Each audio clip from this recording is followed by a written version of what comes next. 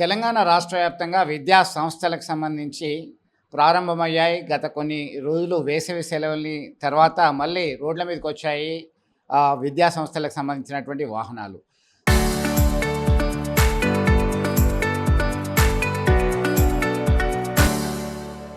రాష్ట్ర ప్రభుత్వం ఇచ్చినటువంటి ఆదేశాల మేరకి రాష్ట్ర వ్యాప్తంగా తనిఖీలు నిర్వహిస్తున్నారు. ఫిట్‌నెస్ ఎలా ఉంది? వివిధ నియమ నిబంధనలు పాటిస్తున్నారా వాహనదారులు లేదా అనేటువంటి కోణంలో తనిఖీలు నిర్వహిస్తున్నారు. మనతో ఇదే అంశానికి సంబంధించి మాట్లాడడానికి ఆర్‌టీఓ జైపాల్ రెడ్డి ఉన్నారు. జైపాల్ రెడ్డి గారు, చెప్పండి సార్, ఎట్లా చూడొచ్చు మన దగ్గర కరీంనగర్ జిల్లాలో ఎన్ని వాహనాలు ఉన్నాయి? అసలు విద్యా సంస్థలకు సంబంధించిన వాహనాలు ఎలాంటి రూల్స్ అండ్ రెగ్యులేషన్స్ ఫాలో కావాలి?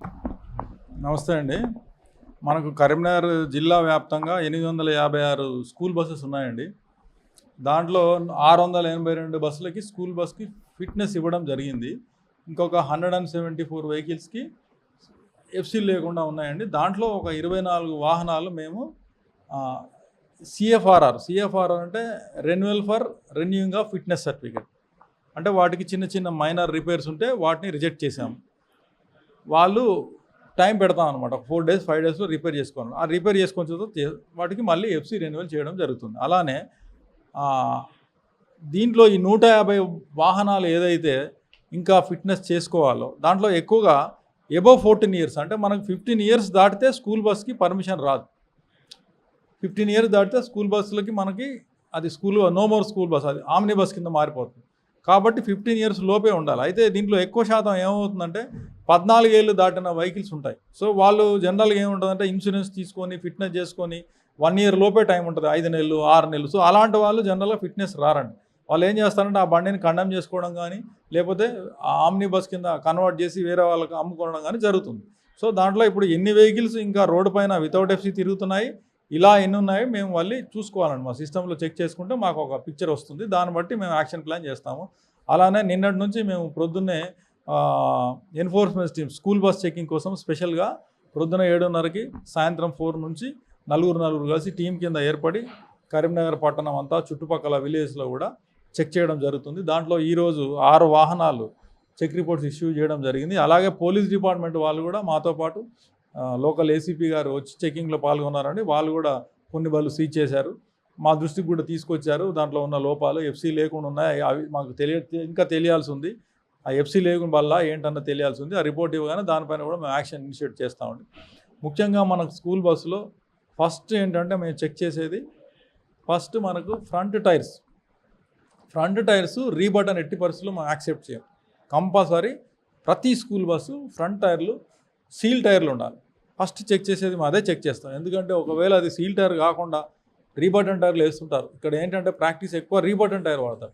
ఫ్రంట్ రీబటన్ టైర్ వేసుకుంటే అది ఏదన్నా రాయి ఎక్కడం కానీ ఏదైనా చెప్తే పగిలిపోద్ది. వన్స్ ఫ్రంట్ టైర్ పగిలిపోతే డ్రైవర్ స్టీరింగ్ కంట్రోల్ తప్పి యాక్సిడెంట్కి గురి కావడానికి అవకాశం ఉంటుంది.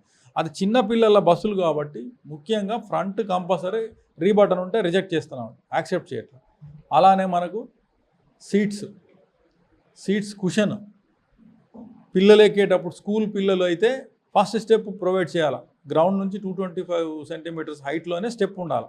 కొన్ని ఏంటంటే మోకాల ఎత్తులో హైట్లో స్టెప్ ఉంటుంది. ఫస్ట్ స్టెప్ పిల్లలు ఎక్కేటప్పుడు జారి పడడానికి అవకాశం ఉంటుంది కాబట్టి ఫస్ట్ స్టెప్ కంపల్సరీ చెక్ చేస్తామండి.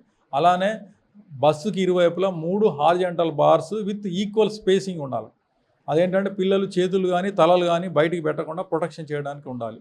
అలానే బస్సుకి ఇరువైపులా కూడా అంబర్ ఫ్లాషింగ్ లైట్స్ అంటే పిల్లలు దింపేటప్పుడు ఒకవైపు బండిని ఆపేసి ఆ ఫ్లాషింగ్ లైట్స్ వేస్తా పిల్లల్ని దింపాలి. అందుకని ఆ లైట్లు వెలుగుతున్నాయా లేదా కూడా మేము చెక్ చేస్తాము. And moreover reflecting tapes front back సైడ్లకు కూడా కంపల్సరీ ఫుల్ రిఫ్లెక్టింగ్ టేప్ ఉండాలి. ఎందుకంటే ఈవెన్ సాయంత్రం నైట్లో అయినా సరే విజిబిలిటీ ఉండాలి ఇది బస్సు అని చూసుకోవడానికి. ఇంకొకటి హ్యాండ్ బ్రేక్ కంపల్సరీ కూడా హ్యాండ్ బ్రేక్ ప్రాపర్గా ఉండాలి. ఎందుకంటే హ్యాండ్ బ్రేక్ లేకుండా ఒక్కోసారి వాళ్ళు బండి ఆపి పిల్లల్ని దింపే క్రమంలో అటుంటే బండి మూవ్ అయ్యే అవకాశం ఉంది. ఎందుకంటే చిన్నపిల్లలు దిగిన తర్వాత బస్సు ముందు నుంచి నడుచుకుంటూ పోతారు. ఆ బస్సు ముందు నడిచేటప్పుడు ఏం చేస్తున్నాం అంటే రియర్ వ్యూ మిర్రర్స్ కూడా, అంటే మేము గతంలో 4-5 yearsలో జరిగిన యాక్సిడెంట్స్ మళ్ళీ రిపీట్ అవ్వకుండా ఉండేలాగా ఏమేం చర్యలు తీసుకోవాలో అది కూడా కొత్తగా మేము 185G అంటారండి. 185G కండిషన్స్తో పాటు ఈ యాక్సిడెంట్స్ జరగడానికి ఏమేం కారణాలు ఉన్నాయి, లాస్ట్ 3 ఏళ్లలో జరిగిన యాక్సిడెంట్లు మళ్ళీ రిపీట్ అవ్వకుండా ఉండడానికి ఆ చర్యలు తీసుకునేలా భాగంగా ఎక్స్ట్రా అడిషనల్గా రియర్ వ్యూ మిర్రర్స్తో పాటు కింద ఇంకా 2 మిర్రర్స్ ప్రొవైడ్ చేయడం జరుగుతుంది. సో దట్ ఏంటంటే బస్సు యొక్క ముందు భాగంలో కింద వరకు గ్రౌండ్ వరకు కనిపిస్తుంది. ఇంతకుముందు ఏమంటే కొంతమంది పిల్లల్ని ఈ తల్లులు ఏం చేస్తారంటే 2 పిల్లలు ఉంటారు. ఒక పిల్లోడిని స్కూల్ చదువుతాడు, ఒక పిల్లోడు ఇంట్లో ఉంటాడు. 3-4 ఇయర్స్ 2 ఇయర్స్ అట్లా ఉంటుంది ఏజ్. ఆ పిల్లల్ని చంకలో పెట్టుకొని వచ్చి పిల్లోడిని ఎక్కించే క్రమంలో కిందికి దింపుతారు. దింపినప్పుడు ఆ పిల్లలు ఆడుకుంటూ బస్సు ముందుకు పోవడం జరుగుతుంది. ఆ డ్రైవర్కి విజన్ ఉండదు. అంత ముందు ఇమీడియట్ బస్సు ముందు విజన్ ఉండదండి. ఆ పిల్లోడు హైట్ గ్రౌండ్ నుంచి 2 to 3 ఫీటే ఉంటుంది. సో అటువంటి అవాయిడ్ చేయడానికి ఎక్స్ట్రా రియర్ మిర్రర్ కూడా పెట్టించడం జరుగుతుంది. అలానే ఎట్టి పరిస్థితిలో బండి ఎక్కేటప్పుడు స్లిప్పరీ ఉండకుండా ఆ మ్యాట్స్ కూడా ప్రొవైడ్ చేయడం జరుగుతుంది. సైడ్లకి పట్టుకోవడానికి రాడ్స్ కూడా ఇవ్వడం జరుగుతుంది. అన్నిటికంటే ఇంపార్టెంట్ ఫైర్ ఎక్స్టింగ్విషరు కంపల్సరీ. దానికి 1 year వ్యాలిడిటీ ఉంటుంది.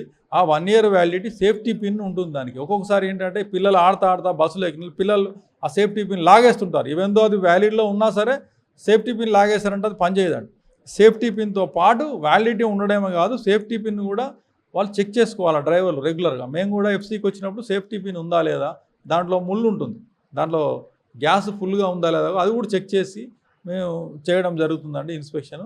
ఇంకోటి ఫస్ట్ ఎయిడ్ బాక్స్లో మందులు ఉన్నాయా లేదా 100% చెక్ చేస్తాం. అండ్ అన్నిటికంటే important, most of the accidents ఈ స్కూల్ బస్సులలో ఎట్లా జరుగుతుందంటే స్కూల్ డ్రైవరు ఫోన్ వాడడం వల్ల ఎక్కువగా జరుగుతున్నాయి.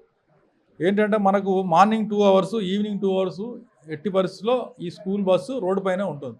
ఈ టైంలో ఏంటంటే పిల్లల తల్లిదండ్రులు ఫోన్ చేస్తుంటారు వీళ్ళకి, ఇంకా స్కూల్ బస్సు లేట్ అయింది, ఇంకా లేదు మా పిల్లలు రావడం ఒక 5 నిమిషాలు లేట్ అవుతుంది అన్న, కాసేపు ఉండు వచ్చేస్తున్నాము అని ఇట్లా ఫోన్ చేస్తుంటారు.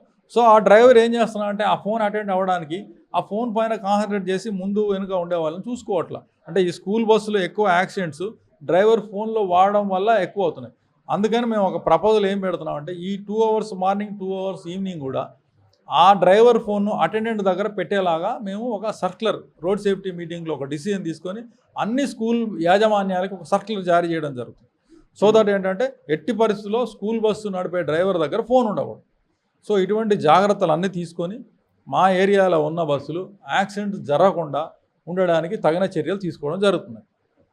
Thank you. మొత్తం మీద ఖచ్చితంగా సుప్రీంకోర్టు గైడ్లైన్స్ ఇచ్చింది. ఇంతకుముందే వాహనదారులు ఎలాంటి జాగ్రత్తలు తీసుకోవాలో, ఎలాంటి రూల్స్ అండ్ రెగ్యులేషన్స్ ఫాలో కావాలో, ఇదే అంశానికి సంబంధించి అయితే ఖచ్చితంగా నియమ నిబంధనలు పాటించాల్సిందే. అప్పుడు మాత్రమే ఫిట్నెస్ సర్టిఫికేట్ ఇస్తామని చెప్తున్నటువంటి పరిస్థితి. రీబటన్ కావచ్చు, first aid, fire safety, view mirrors, safety grip, slip కాకుండా ఉండడానికి సరైనటువంటి mats, everything, each and everything concentrate చేయడం జరుగుతుంది. విద్యార్థుల యొక్క భద్రతకి అత్యధిక ప్రాధాన్యత ఇస్తూ ముందుకెళ్తున్నటువంటి పరిస్థితి అయితే మనం గమనించవచ్చు. వీడియో జర్నలిస్ట్ సుమంత్తో కలిసి చంద్రశేఖర్, RTV, కరీంనగర్ నుండి.